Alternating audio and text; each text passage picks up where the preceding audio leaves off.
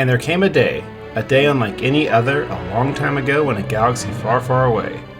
Star Wars Comics Daily from Scorcher Hill, hosted by Brian Keown and Matt Wood.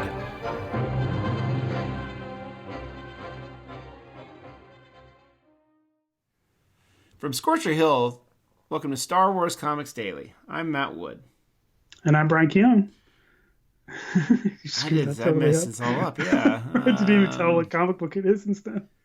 Yeah. What episode, yeah. This is episode 113 of Star Wars Comics Daily. Star Wars number 11. Star Wars number 11 was released November 4th, 2015. It was written by Jason Aaron. The penciler is Stuart Immonen. Inker is Wade von Graubedger. Colorist is Justin Ponser. Letterer is Chris Eliopoulos. And the cover is by Immonen and Graubedger. Excellent. Yeah, just a good-looking comic all around. Oh yeah, your boy Dengar's on the cover and everything. I know. This is an excellent cover. it really is a cool cover. But he looks like he's in trouble though. Chewie's about to smash him on the ground. Oh, Dengar's gonna be okay. All right. He'll be okay. Don't you worry about old Dengar. Okay, I won't. Well, how don't you tell me what happens in Star Wars number 11? C-3PO explains to Chewbacca that every crime lord and villain is converging on Gracchus the Hutt's palace to watch the fight, so they have no hope of sneaking in, although we see that R2 has no such problem. Chewie suggests that they just fight their way in, but 3PO doesn't think that's much of a plan. Suddenly, Chewie is shocked from behind and falls before Dengar's shock bolt. The bounty hunter asks C-3PO where Han Solo is and tells the droid to contact Solo. 3PO grabs the shock bolt, absorbing the blast. Chewie is now free to fight old Diaperhead himself. In the arena, Gracchus explains that Luke is expected to die in the battle and shows Luke that he has Obi-Wan's journal. They hand Luke a green lightsaber and send him into this arena. He is to face Congo the Disemboweler, some kind of cyborg Rancor-like creature. Elsewhere, the Volt Cobra races toward Nar Shaddaa. Leia storms away from Han and... It's Colt Viper. Huh? Colt Viper. No, it's the Volt Cobra dude. I know. Leia storms away from Han, and through a locked door, Han explains that he never really married Sana. It was part of a scheme that had to look as real as possible. He slumps against the closed door and wishes that Chewie was there. Chewie, though, is fighting Dengar, but the bounty hunter is using his gadgets to hold his own. Gracchus and the Games Master watch Luke get his butt kicked, but as Gracchus goes on and on, the Games Master sneaks away and contacts a TIE fighter, telling them to hurry if they want the Jedi alive. Dengar gets a drop on Chewie and screams at him, "Where is Han Solo?" He's blasted in the back as the Volt Cobra lowers into position with Han and Leia on the hull. Looking awesome. Yep.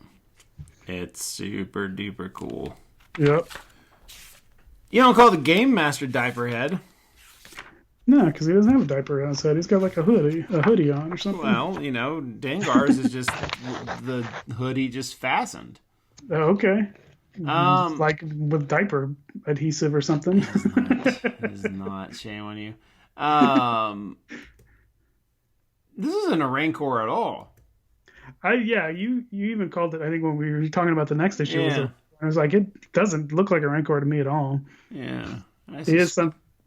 Maybe it's one of those, what do they call them in Dark Empire? The Rancor abominations or something? It is not. This is a Rogwart, Brian. Oh, okay, of course. A Rogwart. Rogwart's first appearance was an episode of Clone Wars, A Lair of Grievous, which is season 1, I think. Yeah, episode 10. Yeah, I kind of remember that. I don't remember specifically the monster, but I remember that episode. So what that means is Jason Aaron was writing this comic, and he only made it through the first 10 episodes of Clone Wars. And I was like, that's cool. And probably he got to this issue, and they're like, wait a minute, Luke is fighting a Rancor? He can't fight a Rancor. Use something else. Yeah. He's like, well, what? And Pablo's like, well, in this episode, there was this guy. And he sort of looks like a Rancor. You can use that. Exactly. Because we were talking last issue or the issue before that we were like, well, it's obviously a Rancor. Well, it's a Rancor on the cover of the last issue. Yeah, I think you're right. I think it was. Yeah. I bet that's what happened. I bet they were like, wait. He can't fight a Rancor twice. Yeah. Look at that thing as they're all going into the palace. That what's it called? Like, like a princess would ride in, and she has the guys that carry it for her. Oh, yeah. What are those things called? Yeah, I don't know what it's called, but there's one of them right there. Yeah. That's kind of crazy. Well, I don't know why 3PO is saying that, that it's impossible to sneak in to this place. I mean, everyone's walking in there. Right. It's, just put a fedora and an overcoat on you, and you can walk right in, I'm sure. Exactly. Or, even better, tie a little handkerchief around your neck. Right. Or, just be an R2 unit. Just be an R2 unit and just roll in there, because that's what he does. Yeah. Yeah, it's a pretty cool... That's some good old visual storytelling right there. Yeah. I mean, Chewbacca's probably distinctive enough that probably someone would have recognized him if he tried to go. Because, I mean, that's how Dengar got on his trail. He just saw him and was like, oh, well, if Chewie's here, then Han Solo can't be too far behind. We get to see a Ishi Tib. Oh, yeah. Just, that's always fun. Sure. I'm always afraid that there's like some kind of small Easter egg that I'm missing out because I'm not the biggest nerd in the world when it comes to like ships and stuff. Mm-hmm. Like I see that ship in that first panel that's like coming towards the camera, if you will, and I'm like, is that an important thing? I mean, it sort of looks like the shuttles from Battlestar Galactica, so that could be what they're going for. It reminded me of like the Star Tours. Oh yeah, looks kind of like that, but it's not giving me anything on the list. So I'm gonna say no. Yeah, it's not like it's Serenity or something. It's definitely just sort of a generic spaceship. There's a little Slave One looking thing also there too. Serenity was in the first episode of Battlestar Galactica in the distance. Well, but that's sci-fi no one cares about, Brian. What? I'm kidding. I promise. Sure you are. I care very much about Battlestar Galactica. I don't think you do.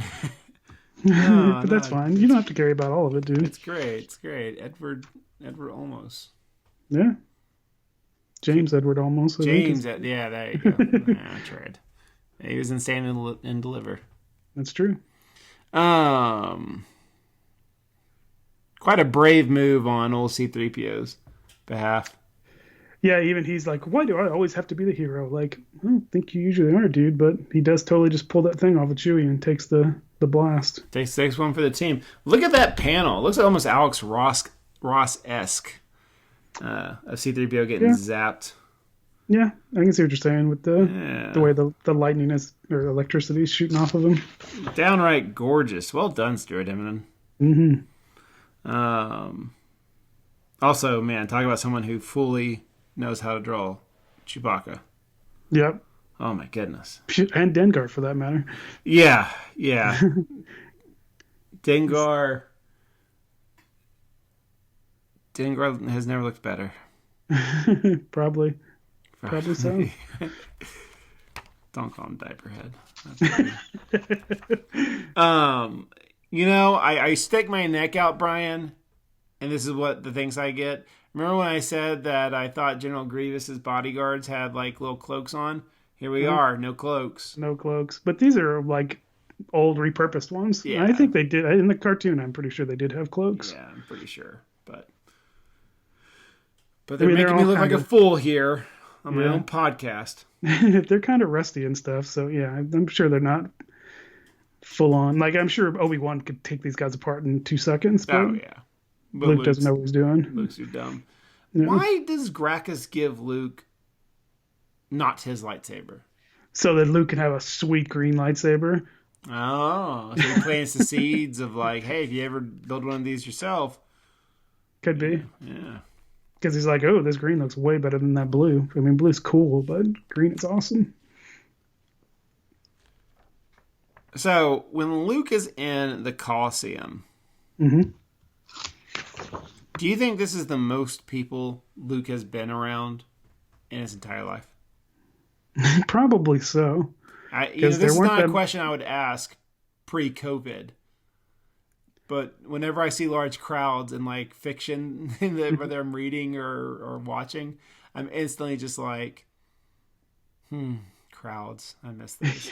Yeah, I was watching something yesterday and I was like, well, that wouldn't happen anymore. And it's like, well, I mean, we'll probably get back to normal some point, but It's crazy how it's been like a yeah, month. But yeah, it's been a month since, like I think I've been out of school for like a month. And I just feel like, well, this is life now. yeah. Yeah. I mean, we're never going back. Oh well, we're still here for you guys on YouTube and your podcast provider of choice. That's true. We're gonna have to add that to the outro at some point. Oh yeah. Well, hopefully you're watching this video or listening to this episode years into the future, and you're like, "Oh, I remember COVID." Yeah, that was cute. Yeah. The world's much worse now. Oh, I hope that's not the case. No, that's way worse. Don't do that, Brian. Thanks. Oh well. Yoda gets a shout out.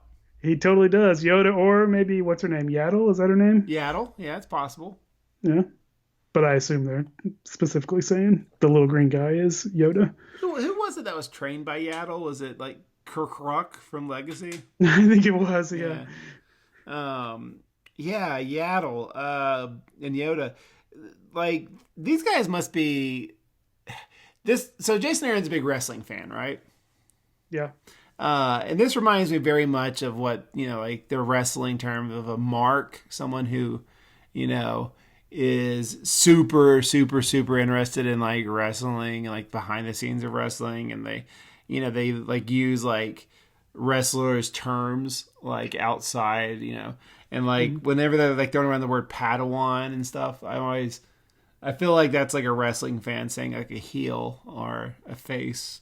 It's like using like inside baseball terminology. Yeah, it definitely is in a world where people seem to not remember the Jedi at all. These two guys know quite a bit.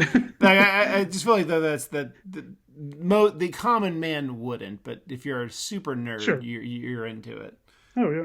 And I don't know. That's head canon. That's not real canon, but that's what it feels like. I mean, I agree because it is. I caught it too, and I like I said, like Luke doesn't barely even heard of a Jedi, and these two guys know about Padawans and little green guys and stuff. So right, because I'm sure that Luke has no idea what a Padawan is. It's a shame that Luke can't speak. What monster is this? Luke can't speak Rogwart. Because if he could say, and he also didn't know the future. But Mustafar, he could have been like, "Did you know my dad?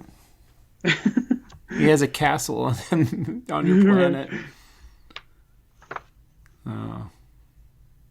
But once again, that's headcanon.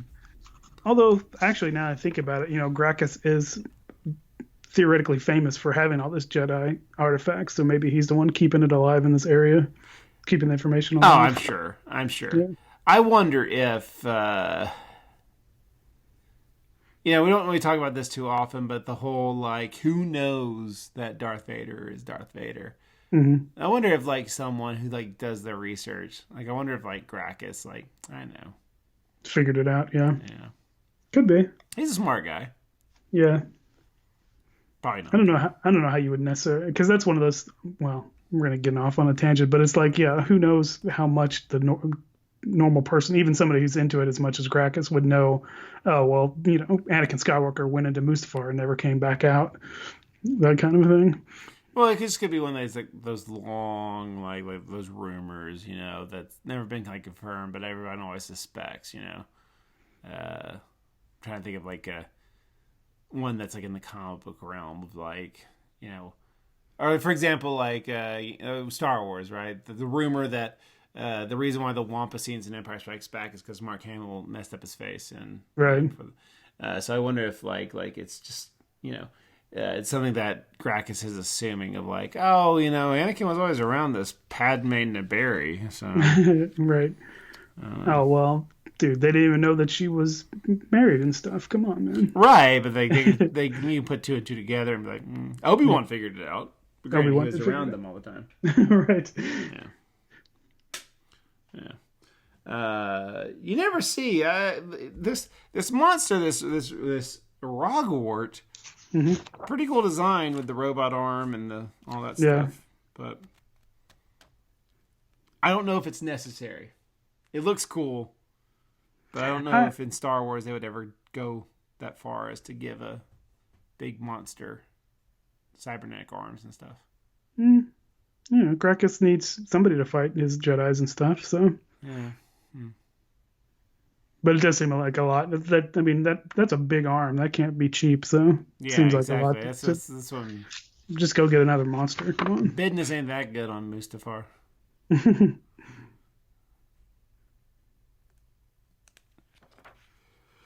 The Han coming to terms and like confessing. Mm-hmm. It's an interesting scene. It's drawn beautifully. Yeah. But I think he's doing it more for our benefit than he is for Leia's. For sure. It definitely feels like, well, at some point we've got to explain that, yeah, they're not actually married. Right.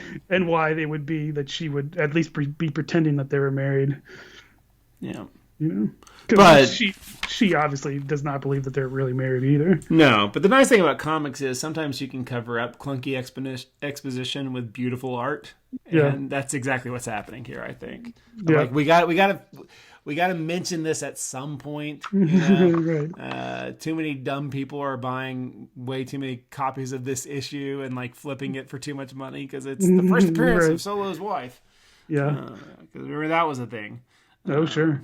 But I don't think anyone that used their noodle thought that they were actually married. Right. Yeah. Oh well. No, Chewie beats up Dengar. He beats him up, but Dengar gets quite a few licks in with his and stuff. That's what we really should be mentioning. First of all, he breaks the bandolier, which I thought that was pretty wild because Chewie, I guess, was able to fix that thing.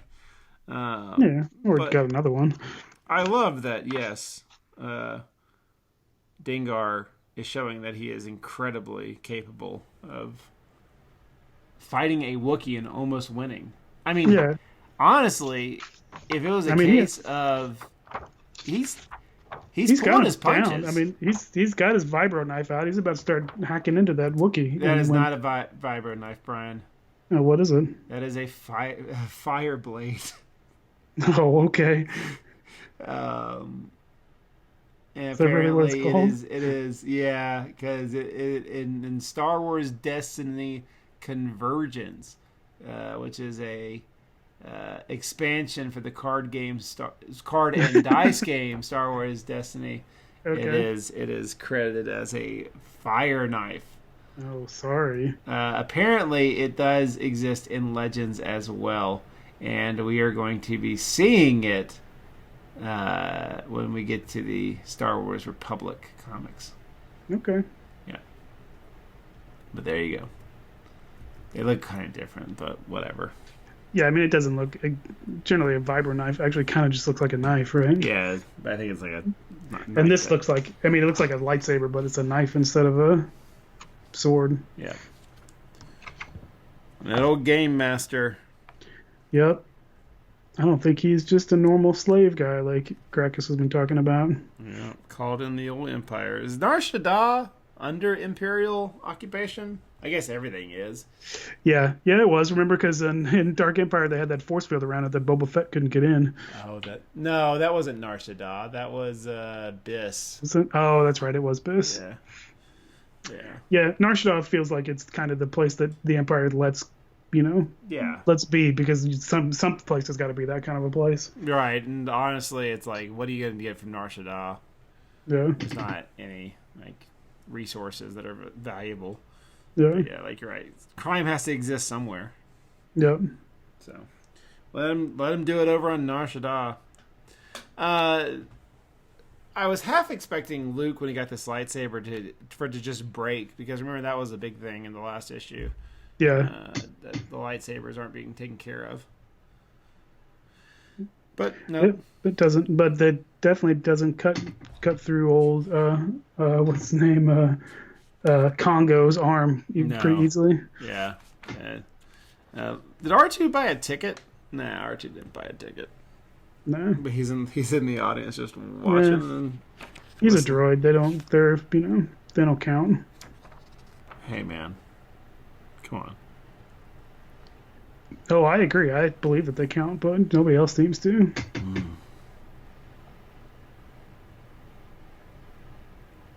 Man, look at that.